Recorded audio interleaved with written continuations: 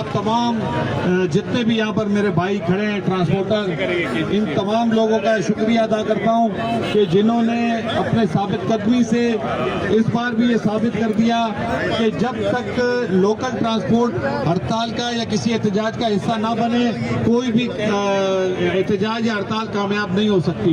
और ये आप तमाम लोगों को इसका क्रेडिट जाता है। अल्हम्दुलिल्लाह आप लोगों ने जिस तरह साबित कदमी का मुजाहरा किया, अपना कारोबार बंद किया, जो तकालीफें आप लोगों ने उठाई, इंशाअल्लाह अल्लाह ताला आपको इसका फल अनकरीब देगा और आप लोग की तमाम जितनी भी परेशानियां हैं वो इंशाअल्लाह बहुत जल्द दूर होंगी। शुक्रिया।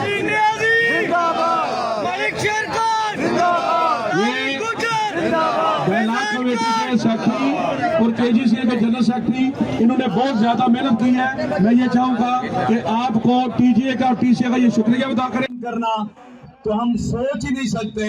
ये सब कुछ करके हमने और आपने ये मैसेज दिया है कि हमसे बढ़ के कोई इस मुल्क में पुरअमन लोग नहीं है, कि 10 दिनों से कोई एक गमला भी हम लोगों ने नहीं न तोड़ा, न किसी को तोड़ने दिया, ना कानून को हाथ